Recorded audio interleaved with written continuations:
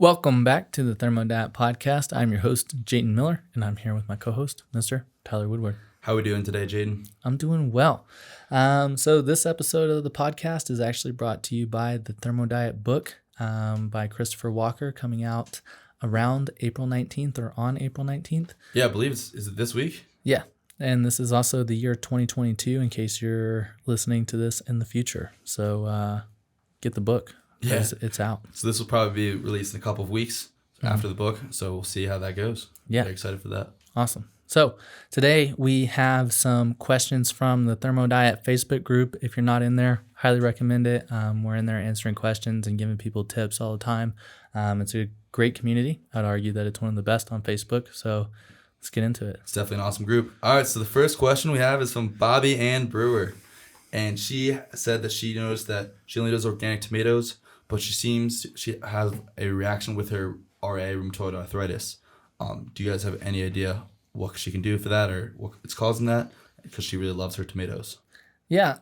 So the first thing that kind of came to mind would be nightshades. So like I'd also wonder if you have any kind of issues with like peppers and stuff like that.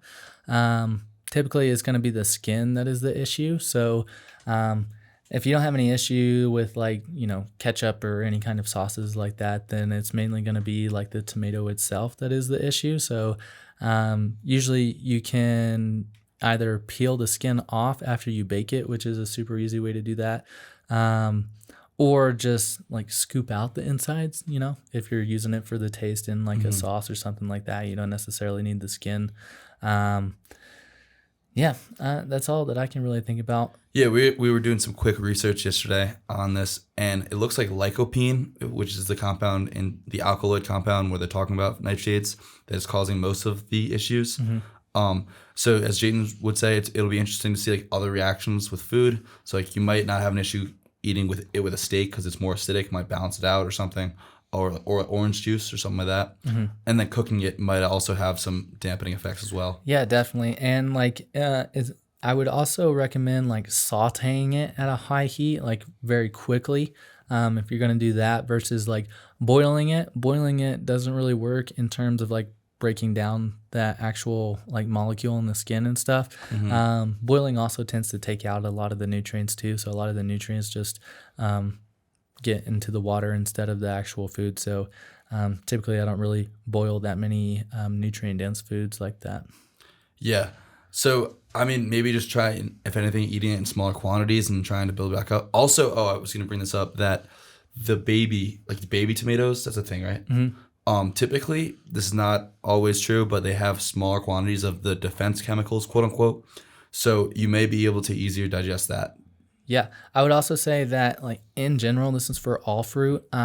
Make sure that it is very ripe, because if you're eating unripe fruit, it tends to like, if you think about it, like the plant doesn't actually want to be eaten until it's ripened completely, because then it's just going to be detrimental to like the whole reproductive process of the plant. So that's one of the reasons that like fruits tend to change color whenever they're ripe, is because like that's whenever they're ready to be eaten, and the seeds are ready to be taken and put somewhere else. So definitely make sure that all of the fruit that you eat is very well ripened.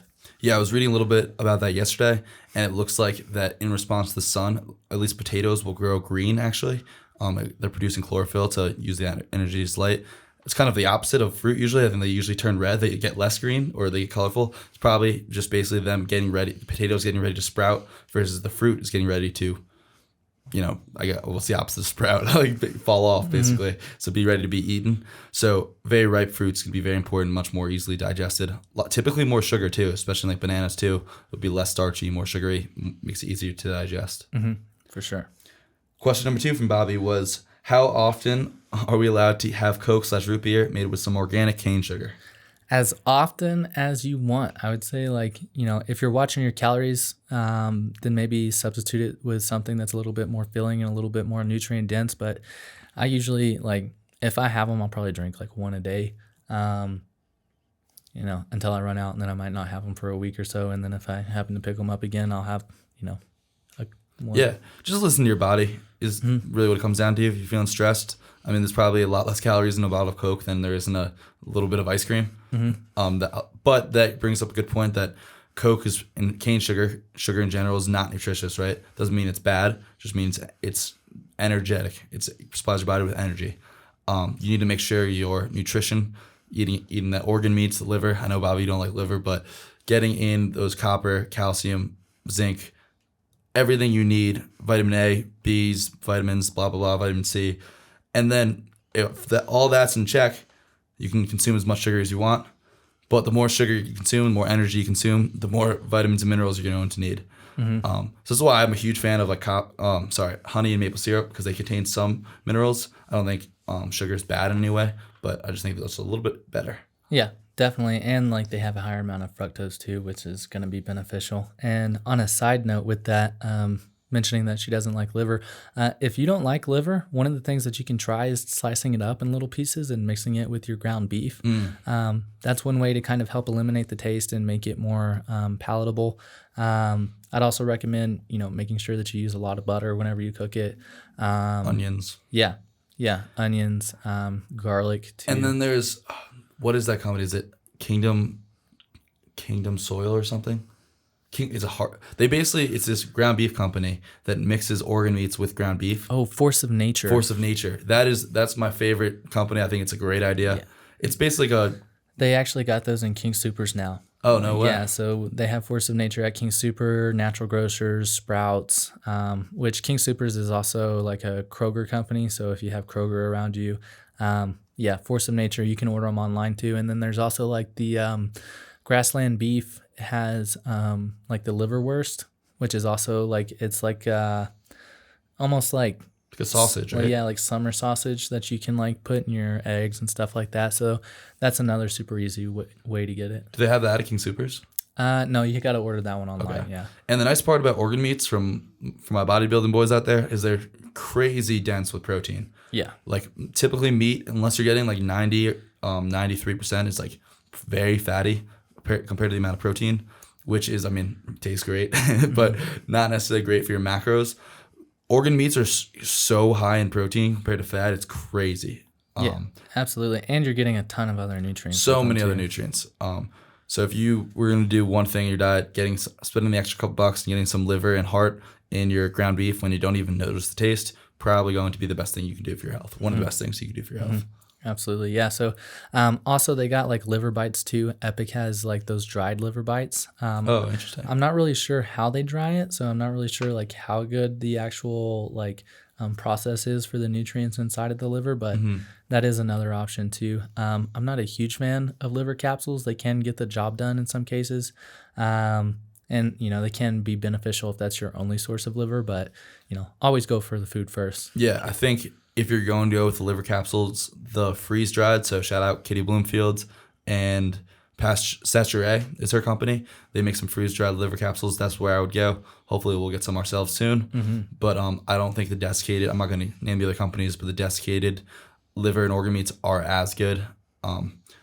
Personally, I could be wrong. There's just not a lot of data out there on it. Yeah. So the food's going to be the best. Next question. I love the mindset episode you guys did. Any updates on your mindset principles, a routine, and lifestyle used to optimize your mindset? Yeah, I saw this one whenever it came in yesterday, and I started thinking, I would say that my mindset game hasn't necessarily been like as on point as it was whenever a lot of those episodes came out. Like, I've been going through a lot of change recently with like moving in with the girlfriend and stuff like that. So, and then also, filling my time with jiu-jitsu and training and stuff like that. It's kind of taken a little bit of a back burner. I would say one of the things that has been top of mind recently would be just is kind of like the law of attraction principle, not necessarily like if I believe in something enough, it'll happen, because I think that's, mostly a load of bull. Like, you can believe in something as much as you want, but you have to work for it to actually get it. Materialize it. Yeah. You have to put the energy into it in order to get something out of it. And so for me, it's more like, from a mental perspective, like the more positive thoughts that you have, the more positive thoughts that you're going to attract, and you're going to create a kind of like a forward momentum towards positive thoughts versus if you're only focusing on the negative, that's the only thing that you're going to think of. And so you're just going to keep attracting more of those thoughts and seeing things in a negative perspective. So just taking the time to really analyze like what you're looking at from a negative perspective and then seeing what kinds of positive things that you can start replacing a lot of those thoughts with goes a long ways. Like you still need to be a realist whenever it comes down to it, but you can also still be pretty positive and optimistic too. For sure. Yeah, Jayden is definitely the mindset guru. I mostly kind of just like, I don't know, roll with the punches. I try not to think about it too much. Right now, I'm really kind of trying to work on myself, just the regard of reading a lot. Try to read every night a little bit, educating myself in that way. I really want to get that N1 education thing. But also the big thing for me recently is, and I just moved to Colorado, still getting settled in and meeting people. But just surrounding yourself with people that you enjoy being around. Mm-hmm. I was having a lot less fun working at home by myself than I am in the office with Zach and Jayden. And I'm bettering myself because I get to have conversations with them all the time about thermodynamics. Like we just go back and forth, have conversations like you see right now. And we're just both learning, talking about things we are reading about and sharing our perspective, which is just easiest way to better yourself by far. Yeah, absolutely. And I would say, something else that has helped me in the past is like, if you want to get to know yourself better, you need to write. If you want to kind of like make yourself grow, then you need to read. Like those are probably two of the most important self-growth things that you can do is like write down stuff and then over time figure out the patterns that you want to eliminate and figure out how you can kind of disrupt those patterns and then learn as much as you can. Like you will never be able to learn enough no matter where you are in your life, no matter how old you are. There's always information out there that is worth knowing in some form or fashion. So hit the ground running and learn as much as you can through podcasts like this one, through books, through YouTube videos, through Netflix documentaries, through talking to new people. However you can get information in, do it because it's worth it no matter what. Yeah, that's definitely been something I've been trying to change as well. It's like I've just, it's impossible to know it all. It's impossible to not be wrong. And honestly, the more you're wrong, the more you're going to learn, the more you're going to be right, pretty much. So that's why I started phrasing and talking about writing. I really like those Instagram posts. I really love the written word. I've kind of fallen in love with it. Never imagined myself being a writer, but I've had some fun with it recently. And just like getting yourself out there, like putting your thoughts pen to paper and just, reading, hearing other people's thoughts. You don't necessarily like, I'm reading The Salt Fix by Dr. What's his name? James Nicotolan. I can never pronounce his name. I don't know why I can't pronounce his name. Need to read his name. And I mean, I completely disagree with his take on sugar, but it's interesting hearing why he demonizes sugar. I think he's wrong a lot of times, but you got to ask yourself these questions. Like, how would you have a conversation with him? Mm-hmm. And like, what would you say he's wrong about? And then he's going to point holes in your argument and then you're going to grow because of that. Yeah, definitely. And like, everybody has a piece of the picture. I don't think anybody has the complete full picture figured out. And if those people do have it figured out, it's like you could count them on one hand very easily. And something else that has been beneficial to me has been picking up new hobbies. So like with jiu-jitsu, like always learning something new, no matter what it is. Like always watching a YouTube video, checking out new tutorials that might be coming out that I could do, following people on Instagram that give out really good advice, talking to people at the gym, getting tips from them, especially the upper belts. Other than that, I would say along with the new hobbies, try to create novelty in your day-to-day experience. So like whether it's taking like a new route to work in the mornings, whether you're driving or walking, like, if you're walking, go one block down and go around instead of taking a straight line to work, something like that. Or talking to someone new, like try to figure out how to create subtle novelty in your day-to-day experience. And that will also help. Yeah, that's an awesome point. Trying to find like things that maybe monotonous and trying to make them enjoyable, trying to find things that you do enjoy about things that you might not love. Mm-hmm. Like, I don't know, finding the bright side. Basically, I forget that saying is that the silver lining. Is that what it is? Or is that? Might be different. But I also want to say kind of one contrary point, and it might sound like Jayden and I mean, what we do, and we kind of love what we do, and we get to research and read a lot, and that's part of our livelihood. Like you guys might not be doing what we do, writing about thermodiet on a daily basis or making these Instagram posts and reading all day. But also, so it's important to have a balance of just doing things that you love. So like sometimes I'm on the podcast grind and I'm listening to podcasts after podcasts and I get through them. And sometimes I'm like, dude, I just need to listen to some music and enjoy it. So it's not always about being on the grind. I try to set myself up so the grind is as easy as possible, and I'm always trying to read like for 30 minutes a night. And then once you sit down and open the book, I mean, I enjoy it personally. I love reading. I know you love reading.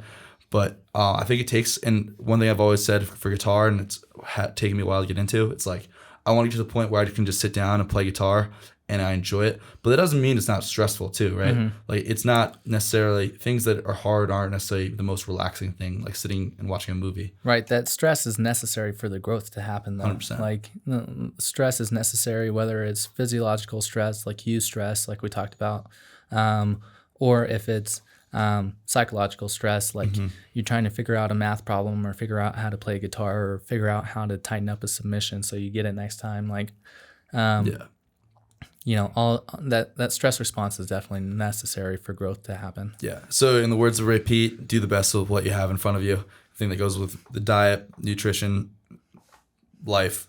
Just try and do the best with what you got. Yeah, definitely. And like some other super simple tips is like get as much sunshine as you can. Like light exposure is extremely beneficial for Everything. Yeah, your mind, your body, all of it. So definitely get some sunshine.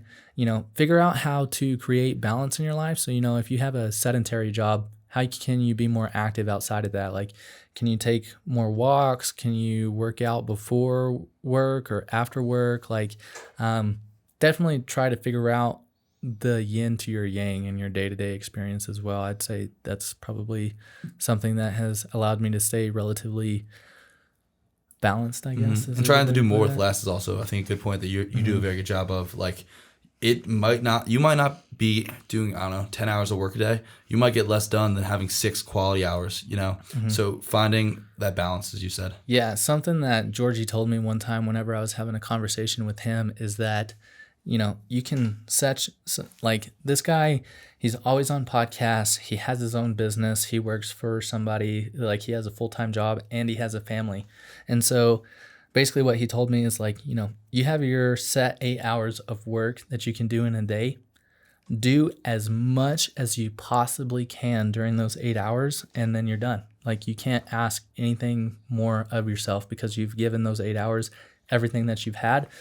Everything outside of that, it doesn't matter. I mean, you've given it everything that you've got. So you don't have to worry about it, so to speak, and you can move on to the next thing. And that's also just having that day by day difference, like where you just leave work, go get food, go relax for a little bit, and then do it all over again. Have the weekend, do whatever you want to do then.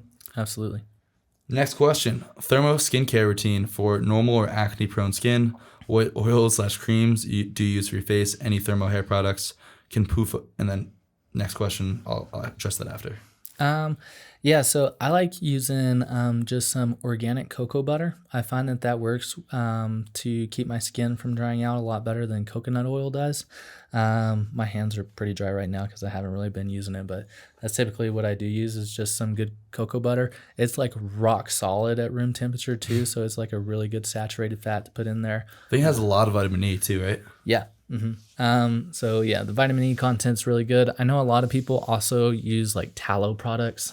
So like Cosmo Beauty, she has a bunch of tallow products. Shout out Cosmo Beauty. And Saturday Official is coming out. Kitty's brand soon is releasing new stuff. Yeah, definitely. So if you're in Australia or want to order overseas, Kitty's definitely the one to go to.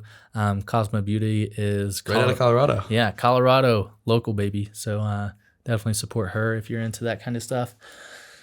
We also have a blog post over like personal care and products like that. So make sure to check out the blog post on the Umzu website for that. And I think I also posted it as an announcement inside of the Thermo Diet group. So if you're in the Thermo group, make sure to check that out. And then, other than that, I don't really use too much Like that's really the only thing that I put on my skin. I put some vitamin S on, sunshine. Oh yeah. I don't do anything for my skin. I used to have really bad acne, and I would put a ton of stuff on. I don't think it ever helped really. I mean, if we had a skin brand, I would probably use it sometimes. I don't really have very dry skin. My knees get a little ashy, but I don't know. I guess I should buy some cocoa butter. But anything saturated fat, so coconut butter is gonna be fine. Apparently, cocoa butter is the go-to. Ghee, even butter probably. Tallow are going to have those fat-soluble vitamins and cholesterol. Your skin uses those cholesterol and fat-soluble vitamins to make testosterone, progesterone, vitamin D. So getting adequate amounts of those fat-soluble vitamins and retinol, liver, and copper, which is in liver and chocolate, cacao, all going to be great for skin health. Getting enough sunshine, especially in the summer, is going to be phenomenal as well. Yeah, I would say 80% of it is probably going to be dietary and like a lot of the physiological stuff that we talk about, and then the other 20%, you can cover with some of the things that we just mentioned. We're also probably not the most helpful people on this particular subject because we're just a couple of young guys who don't necessarily have a bunch of skin issues. So, or at least right now, anyways. Just have good hygiene and moisturize with some natural products, and you'll be good to go. Yeah, and if anyone, I would love to get Cosmo Beauty on our podcast. I forget what her actual name is, but she's really cool. I've talked to her a couple times. I did reach out to her, but if anyone knows her, wants to get her on the podcast, I'd love to talk to her. She's like an expert on skin health, so it'd be awesome to have her. She's right here in Colorado, so we have her here in person too. Yeah, that'd be great. So the second question was, can PUFA withdrawal increase appearance of acne? So we talked a little bit about this one earlier.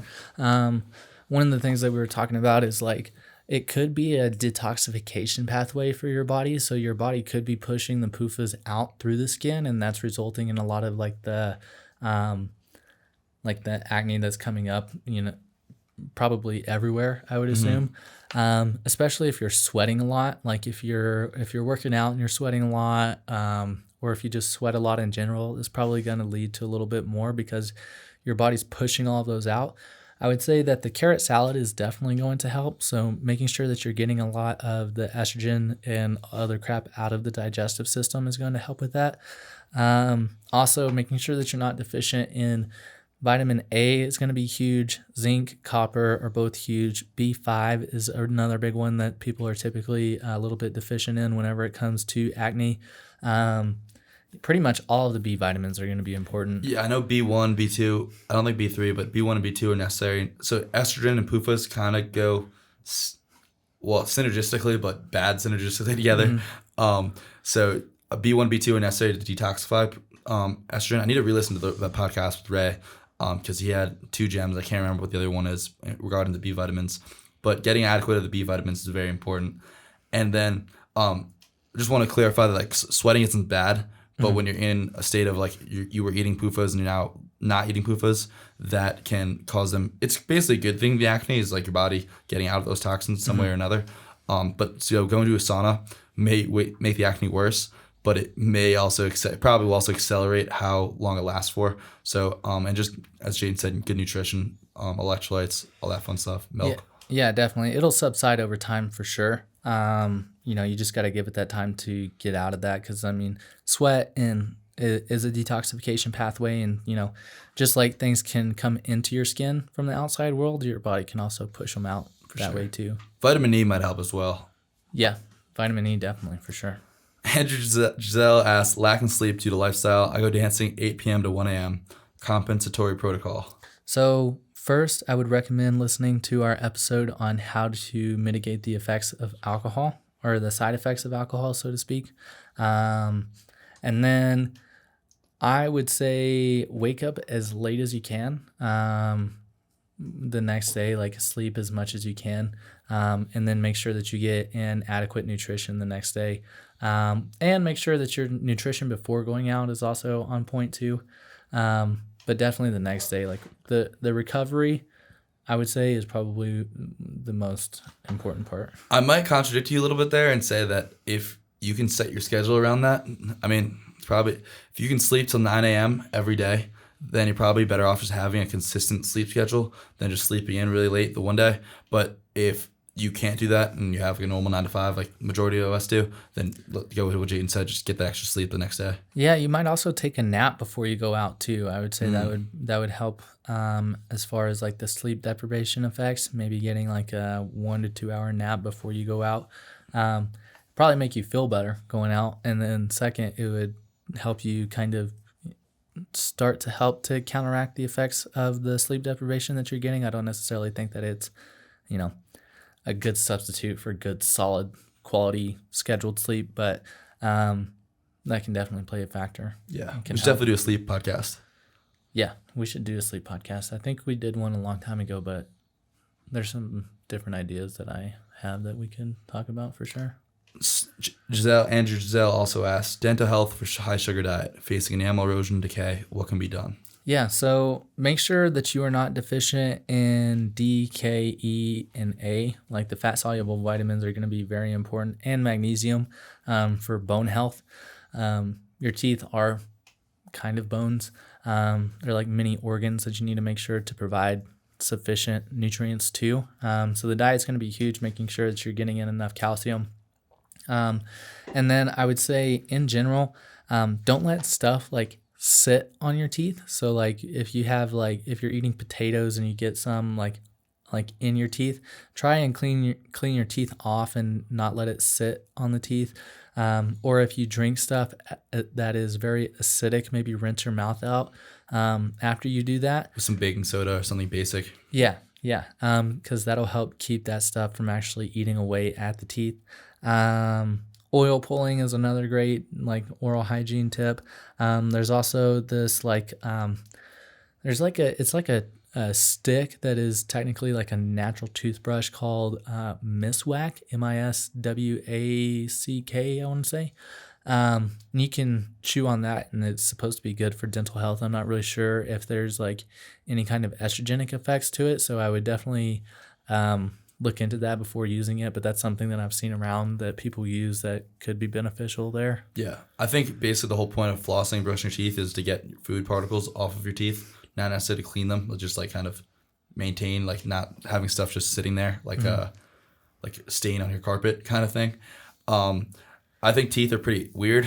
They seems to be a lot of conflicting stuff on it, but getting enough calcium is going to help remineralize your teeth. Getting enough K2, because that's going to put the calcium where it belongs, in the teeth, not in your arteries.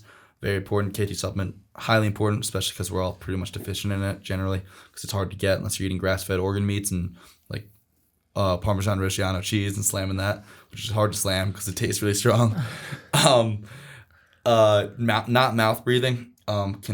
Nasal breathing basically helps to not have bacteria build up in your teeth, probably associated with cavities. One thing that Georgie actually mentioned, I think I asked him this one time, making sure that your teeth remain wet. Like if you fall asleep and get dry mouth at night and stuff like that, like your teeth actually need to stay wet. It's not good for them to be dry. So making sure that your mouth is consistently moisturized is also going to be another important factor there as well. That's pretty interesting because I think saliva is relatively, is it basic or acidic? Do you know? Mm-hmm. Saliva, I think it's relatively basic. I don't think it could be too acidic because of the enzymes that are released in the saliva. But the intestine's relatively acidic too. Yeah, but I mean, like, I don't know how acidic amylase can be before it's inactive. That's true. So I believe the saliva is either acidic or basic. Basically, it's just a protective mechanism that helps to defend against bacteria. So not mouth breathing, having some saliva production, maybe even chewing gum. If you can get a high quality, like not with real sugar or some that lasts long, would probably be a good substitute. I think it's like, is it xylogum or something? Xylitol? Xylitol, that's a bad ingredient, isn't it? I think as long as you're not swallowing it, it's not going to be terrible. There are some good alternatives. I don't think that we've put that in the blog post though, so that might be something that we could take note of and make a blog post on. Pure gum, I think, is pretty good though, right? I don't know. I think I was looking back. This could have been a couple years ago, so I could be completely wrong. But I think PUR gum might be okay. You can hit us up. We'll answer it. Yeah. And then you could look into a hydroxyapatite toothpaste. So I've been using it. It's called Boca is the brand. There's a couple, I think Risewell is another brand that uses it. So hydroxyapatite is a natural protein that your teeth produce, and I think your bones as well. That that is responsible for remineralizing, so getting that calcium and phosphorus into your teeth. And then that's a very important ratio on the calcium to phosphorus ratio. Ray P talks about this a lot. If you're consuming meats, you need to be consuming calcium, and probably is it 1-to-1? Say that again. The ratio for calcium to phosphorus. I'm not sure if it's a 1-to-1 ratio. I just know that he's like get in as much calcium as you Get in as much calcium as you can. So slam some milk. If you can't get too much fat, do whole milk, or too much fat for whole milk, do 2%, 1% even skim milk. It's going to help. Non-fat powdered milk is also another hack that some of the bioenergetic people use. Okay. Or eggshell calcium is pretty good too. It just can be a little bit of pain. Yeah, and another oral hygiene tip is like getting your gut health right is going to be huge. Oil pulling is another one that can help kind of like it's got the antibacterial effects to kind of pull a lot of the bacteria out of the mouth. Also, if you get white tongue, that could be a candida issue. So candida might be something that you need to address with like flowers of sulfur and a carrot salad or something like that. All of those should be looked at as well. Okay, so here's a tough one. There have been guests in the podcast previously who recommend against certain supplements that Umzu offers, such as vitamin C, as ascorbic acid, and zinc. Could you explain the cause of the concern of these two examples and why Umzu chooses to include their ingredients in these supplements? So, I mean, this is a tough one. Basically, the argument is that vitamin C, ascorbic acid, is synthetic vitamin C, and it doesn't contain the tyrosinase enzyme, which whole food vitamin C, which you get in like fruits, citrus, that has copper in it. So ascorbic acid may deplete copper. Zinc, the other argument against zinc is that zinc and copper and a lot of these minerals are on a relationship like a seesaw. So if you get too much zinc, it can deplete your copper. You get too much copper, it can deplete your zinc. So this is why Umzu is, and Chris has talked about this recently, if you haven't heard, we're moving towards like a hair tissue mineral analysis. So basically, instead of offering these generalized solutions, the thought process behind Redwood and Testro X is that we're going to supply the population with what they are generally most deficient in. And for that specific like support. Yeah. So for like blood flow, for testosterone. And I mean, they could be right, and there's a good chance they are right in some aspect, but I mean, the amount of people that have had positive experiences with Redwood, with Testro X, I think speaks for itself. But also the amount of data out there has found the benefits of zinc for increasing testosterone, the benefits of vitamin C. There's probably 1 million studies on the medicinal uses of ascorbic acid. So, and just because something is medicinally beneficial doesn't mean it can also have some side effects and whatnot. I think whole foods are generally the safest option. But if someone isn't going to get those, I think Testro X and Redwood can also be a great option. Are they perfect? Absolutely not. We're going to keep trying to make them better and better as we progress as a company. And so I'll even add to that. Yeah, they're probably not perfect supplements, but they are probably the best on the market, in my opinion. That's for sure. And that's why, again, with that hair tissue mineral analysis, we can stop making these generalized, or well, I mean, not necessarily stop making these, but we can go from these generalized solutions that we believe will be best for the majority of people based on what people are generally deficient in regards to those health issues, to saying, oh, you know what, you're deficient in copper, you have too much zinc, or vice versa. We give you that, you give you magnesium. Then it's a personalized solution that's not a one-size-fits-all, which is always going to be better. Mm-hmm. Absolutely. So hopefully that helps to clarify it up. But generally, we think that the benefits outweigh the cons. Yeah. And like we're also always researching stuff. And like anytime that we find something that we have that is not beneficial or has effects that we don't necessarily think are beneficial, then we'll remove it from our products and we'll replace it with something else, or just make the product have one less ingredient. So we're always looking for new ideas and stuff like that. And if something really is detrimental and we come across it and we haven't found good research to support otherwise, then it's going to get taken out of our supplements. We're bound to be wrong. It's just good to not be dogmatic. And I love the example of phosphatidylserine, which is the main ingredient in Cortigon. Phosphatidylserine has a ton of benefits. It's been shown to be extremely potent. Jayton loves it. You could probably go on and on talking about it.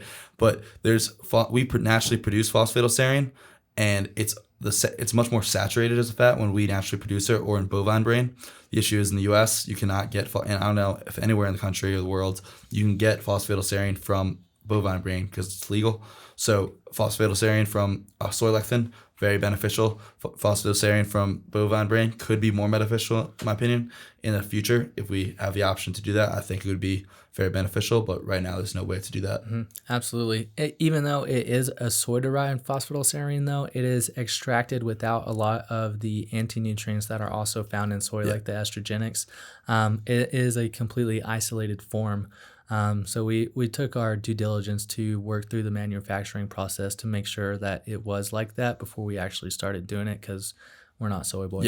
Yeah, 100%. I don't have an issue with the phosphatidylserine. I just think that if we either eat cow brain or get in a supplement, I think could be better, which would be cool. It'd be cool to see if people think it's better. Definitely. We just got to get rid of that mad cow disease. Yeah. What are some of the most common, easily correctable micronutrient deficiencies, and how long does it take to correct them? I think, vitamin K is definitely one that's very hard to get in the diet and is, pretty easy to and pretty quickly restored whenever you start supplementing with a good amount of vitamin K. I like multiple forms of vitamin K in one supplement, so I kind of like a mixed vitamin K supplement versus like an isolated vitamin K supplement. I like Daily K a lot. Our K supplement is awesome. Yeah, our vitamin K is money. I really like our vitamin K. It has K1, it has K2. I think it has MK4 and MK7 in it. So the vitamin K is definitely one that I'd recommend. I would say in general, people don't get enough magnesium. Like 100%. Even if you're supplementing with magnesium, you're probably not getting enough magnesium. Like any way that you can get magnesium in, you probably should be trying to get it in. Whether it's through Epsom salt baths, magnesium bicarbonate, supplementation through capsules with like glycinate or like the chelated version or something like that. Magnesium is 100%. People are not getting enough magnesium. Yep. Let's see. Vitamin E is another one that's kind of hard to get in foods that people typically don't have enough of, especially whenever they're exposed to so many PUFAs. Like your vitamin E stores get used up very easily, especially if you're in a very inflamed state. So making sure that you get enough vitamin E is going to be another one. Yeah, and the best sources of vitamin E are like seed oils, which have a ton of PUFAs, so they also increase your vitamin E requirements. So it's vitamin E, in my opinion, is something you kind of have to supplement with. Definitely, yeah. And like in the manufacturing process, they isolate vitamin E from the PUFA in a lot of cases. So if you're getting like I think one that is used pretty commonly is like the wheat germ vitamin E. So something like that, as long as it's a fully isolated form of vitamin E, it's going to be pretty good. I personally use Unique E. It's like a mixed tocopherol blend. I know that MitoLife has a good vitamin E supplement, and then we're going to be coming out with our own vitamin E supplement that's going to be which is awesome actually from a well. non-polyunsaturated fat source. I forget what it is, but it's going to be dope. Oh, sick. So we'll see. That's dope. And then anything else you would say? Let's see. I would throw retinol in. Yeah, vitamin A for sure. Copper Probably, unless you're like me and you're downing like a giant thing of orange juice a day. But I mean that's true. But I mean retinol, I think you can get in small quantities in butter and milk, and some probably aren't. And you can get in synthetic, the retinol palmitate, which I don't think is as good, but it's probably better than nothing for sure. But when you consider, I think like liver is just so like 3 ounces of liver is like 1,000% of your RDA. And I keep thinking about it. Like I really started feeling good when I started eating liver. Like I remember the first couple times I was eating it, like my body just started heating up. It was like I remember you guys talking about in the beginning Thermodiet podcast, when you start eating like really thermo meal, and your body just starts like to like feel like almost like sweating. Yeah, you start sweating. Yeah, it's like it's like a unique feeling, but it feels good. Like you start to feel like, wow, this is what it should feel like. Yeah, back in the day we used to call those fat boy sweats, but that was just from eating way too much in one sitting. That's funny. So yeah, those I would say. How long it takes to get them, it really depends how much you're eating them, how it's going to depend on a number of things. Definitely. Really hard answer that, but just doing what you can to get those in your diet will make him be deficient in them less time. I would also say like a good vitamin C source is something that people are probably deficient in too. Like, getting in, I drink a lot of orange juice. Jaden drinks so much orange juice. But it's for good reason. Like the whole food vitamin C is very important. Like there's good copper in there. Yes, sir. So highly recommend getting in a good amount of vitamin C from your food. Smoothies are great too. Glycine, Calcium. calcium, Calcium is another one. salt, Potassium. potassium. Like all of these things, like if you're not really focused on getting them, you're probably going to be deficient in them. Yeah. Trying to set your diet up as a high carb diet and not from primarily sugar. I mean, sugar's not bad. We talked about that before, but like fruits, bananas, and some collagen. I think people could be glycine deficient technically. I would even argue people can be sugar deficient. Relative to fats, I don't really think high fat diets are great in any way. I was personally doing one. I made that mistake. I was way too high. I mean, it wasn't very high in fat, but it was much higher in fat than I would have liked. So I think I'm going to switch to that 1% milk, get that chocolate milk back in, and do some more smoothies. Just do a higher carb relative fat. And I shifted to a relatively more lower fat ground beef, but doing that force of nature stuff too. I don't know if that was the last podcast we talked about it. Was that this podcast? No, yeah, it was earlier in this one. That's going to be more protein relative to fat.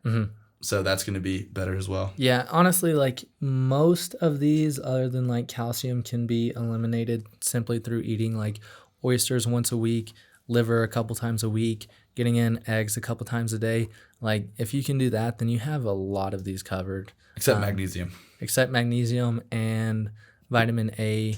Well, vitamin A, you definitely have vitamin A covered there. So eat calcium. Sorry, organ meats once a week.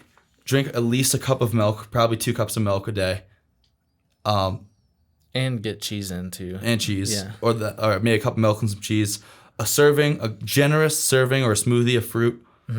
Scoop collagen. Or a weekly bone broth or like oxtail meal will be as well. Are we laying out like the ideal daily diet? Of Thermo right now? I'm saying like in a week maybe. Okay. Yeah. I'm trying to give you like general guidelines, and then probably vitamin E supplement, and then maybe vitamin K or some Parmesan Reggiano, hard cheese, stuff like that. Yep.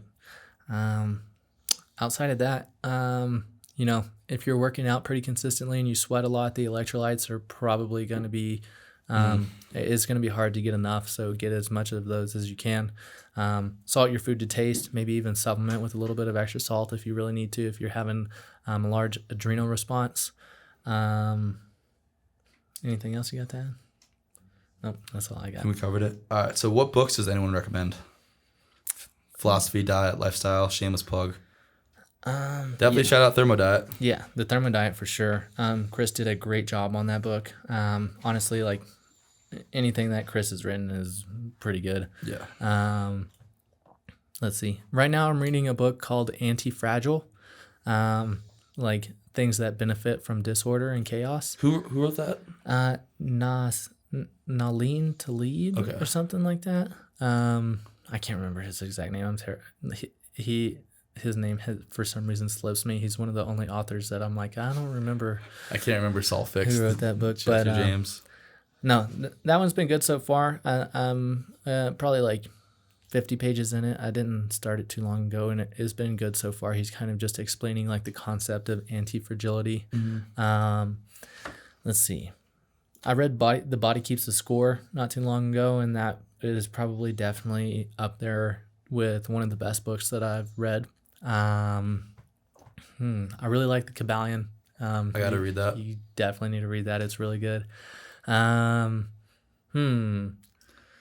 Obviously, Kate Deering's book is another foundational one for Thermo. In terms of pro-metabolic books, I really want to read Ray Peat's stuff, but I think Kate's book is like probably number one, even maybe before Thermo Diet. Thermo Diet and Kate's book are probably going to be hand in hand.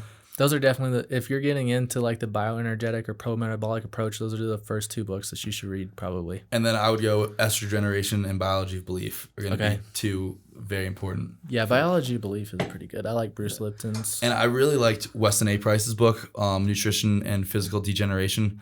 it basically talks about like the ancestral living, and that's what like Liver King and all that. A lot of that's based off of. He basically found K2. He called it Activator X before Chris Masterjohn realized that it was K2. Basically, I mean, it just shows like, and you gotta take a lot of stuff with grain of salt. He's pretty anti-sugar, or not, and like, he likes whole wheat and grains compared to other stuff.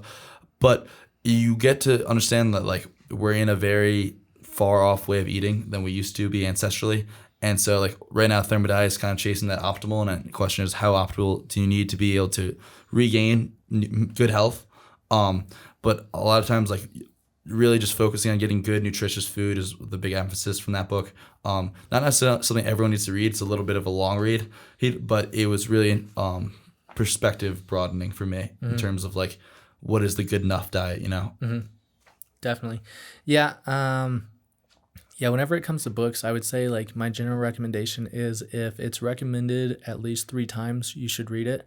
And then, if it's something that you haven't heard of, definitely like listen to a summary of it or like some reviews on it or something, so you don't waste your time reading that book, because like we only have a finite amount of time that we're able to read. So like only reading good stuff is a priority. Yeah.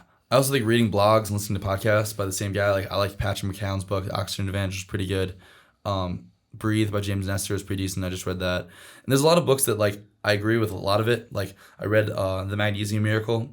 It was a good book, but I don't agree with all of it. So it's like hard to recommend someone where it's like you gotta take half the book with a grain of salt, or like a good amount of the book. Same thing with a Salt Fix. Like he has a lot of good information on salt. A lot of information I don't love on sugar. So it's like telling someone to read that, and then it's like, yeah, but you can only listen to half of what he says is hard. So find books that you're interested in.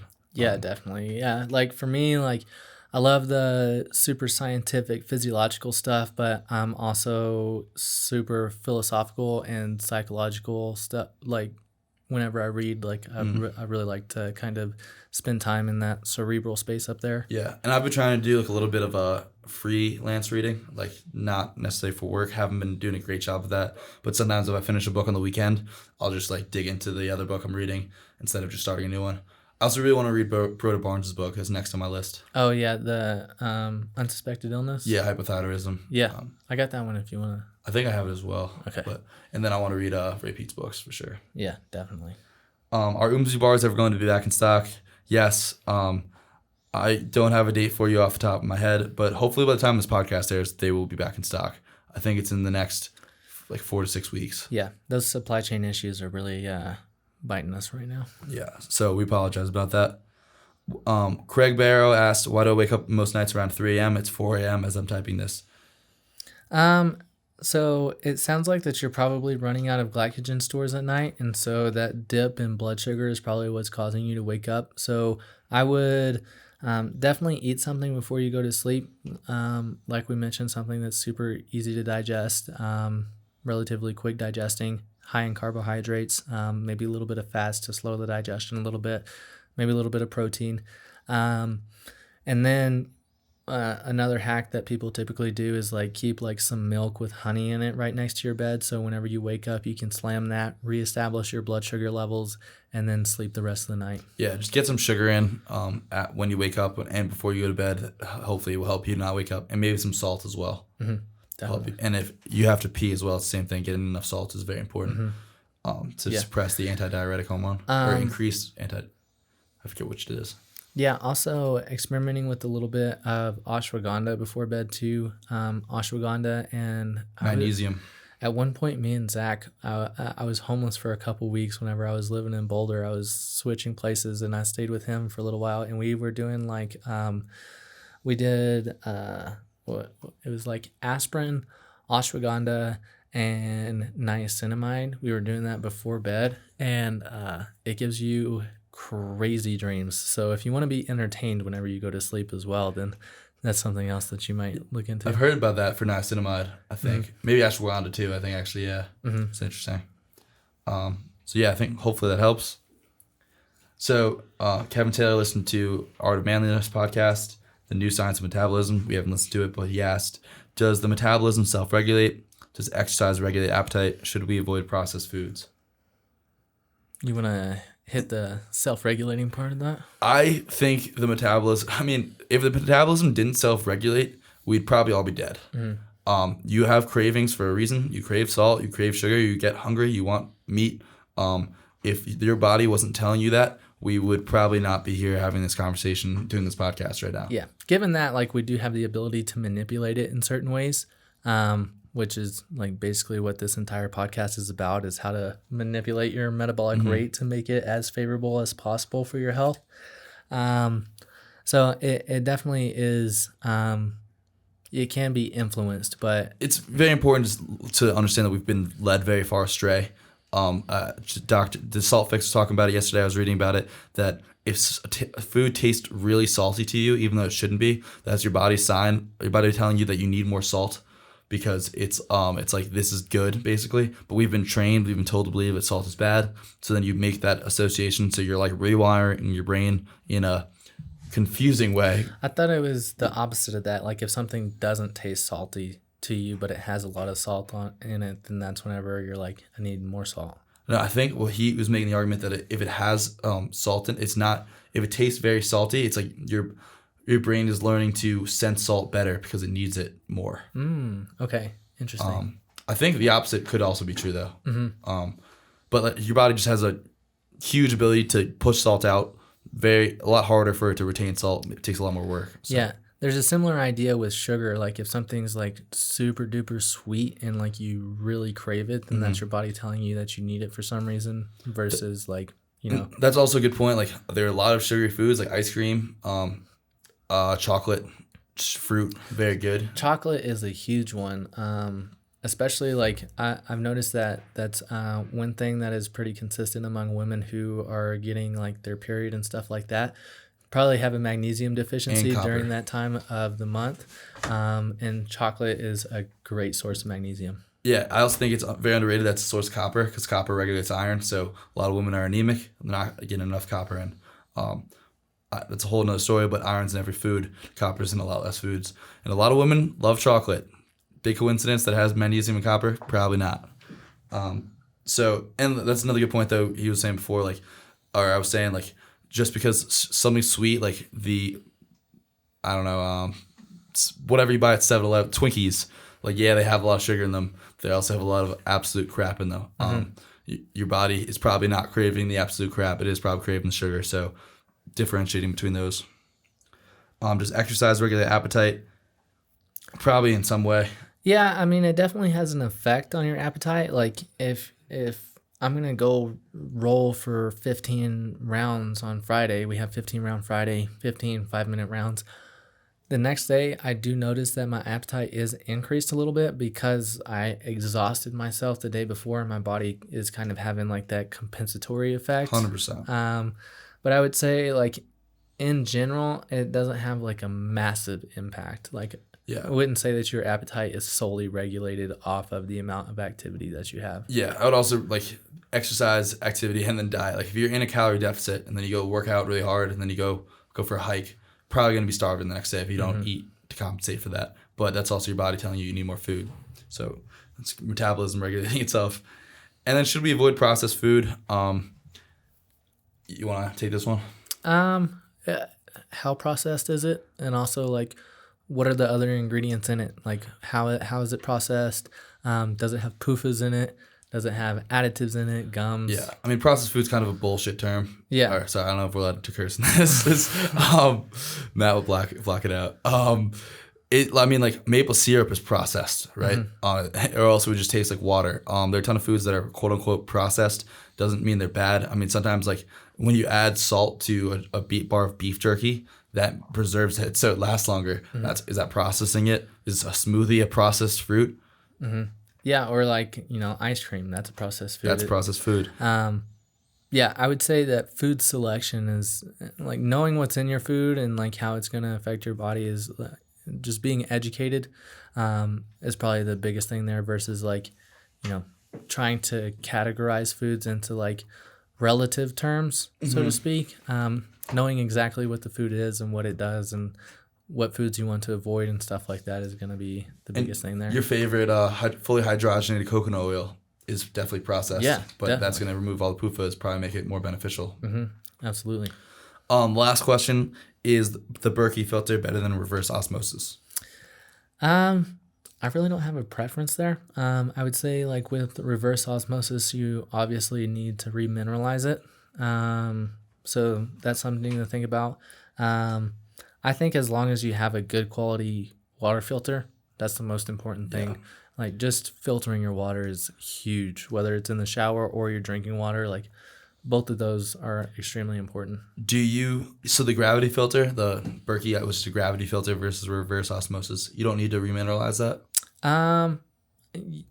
So in the one that I have, it remineralizes itself. Okay. I think the Berkey might actually remineralize itself as well. It's either part of the filter or some of them will have like rock, like mineral rocks in them. Yeah, I think like what's the reverse osmosis that everyone goes for? The sink one. I can't remember. It's been a while since I've looked into it. But Jake would know. Jake would know if he was here. I think the reverse osmosis is the top of the line, especially if you can get the remineralization. So I don't think the issue with most water is the heavy metals that are in it. Fluoride, potentially copper, which is usually bound to fluoride. I don't think the copper is inherently bad. Magnesium and calcium are not usually the issues. They've actually found people with hard water tend to actually live longer, but it can mess up your pipes and your laundry machine, so it can be an issue in another aspect. But getting properly mineralized water is going to be very important. Yeah, absolutely. And like the minerals in it are going to help you actually absorb the water into the cell better. So the minerals are definitely important, but getting rid of the fluoride, the chlorine, the bromide, the pesticides, the lead, like estrogen. There's probably almost an endless list of the amount of chemicals that are in tap water and stuff like that. So just filter your water to some degree and do what you can with what you have. Mm-hmm. Yeah, I don't shower in filtered water because I don't live in my own place, but I would love to eventually. And I mean, Jade and I don't drink a lot of water. I mean, we'll drink magnesium bicarbonate water that I make for us. Other than that, I just drink water when I feel like it. I don't like slam water. Intentionally, I drink a lot of juice, and coffee is going to hydrate you. Everything that's liquid is pretty much going to hydrate you because it all has some kind of minerals in it. Mm-hmm. Yeah, and like a counter argument for the fruit juices and stuff like that is that the structure of the fruit, like the water coming from the fruit, is actually in a better structure to be absorbed by the cell than regular plain water. Yeah, we also do produce water. I believe it's structured water. It's my theory. And yeah, structured water, I think there's something to it. Gerald Pollack talks about that a lot. I'm looking forward to reading his book, so maybe we'll talk about that more in the future. And the last question was by Matty Ice, asked about the optimal workout split for just general well-being. I mean, I think anywhere between 2 to 4 days a week, probably 3 is what I would do, because then you get Monday, Wednesday, Friday, day off in between, doing like a half body-ish split. So where you're taking every muscle through its full range of motion. And you don't have to kill yourself, just taking probably maybe one set close to failure at least. You're going to accumulate enough mechanical tension. As long as you eat well, get some good micronutrients in, I think you'll progress over time. When we get specific towards optimizing muscle growth and bodybuilding or even powerlifting, it gets a lot more nuanced and you need a lot better programming. But doing any of our programs that we have on the MZ Fit site, I have the Elite Hypertrophy program on there as well, if you want to look into that, are going to all be great for getting some good resistance training in. Mm-hmm. Yeah. Personally, I'm a big fan of the full body splits. If you're only going to be working out like 2-3 times a week, like, you're not necessarily working out every single muscle group every single day, but, having a leg movement, a couple upper body movements, maybe some core movements, stuff like that, just very basic and to the point. Lots of calves. Definitely no calves whatsoever. That's not beneficial for jiu-jitsu. So ankle mobility, dude. I can get ankle mobility other ways than working my calves, but yeah. So I think that's about it. Thanks everyone for submitting their questions. Had a lot of fun doing this. Yep, that's all I got. Thanks for watching, and we'll talk to y'all next time. Peace.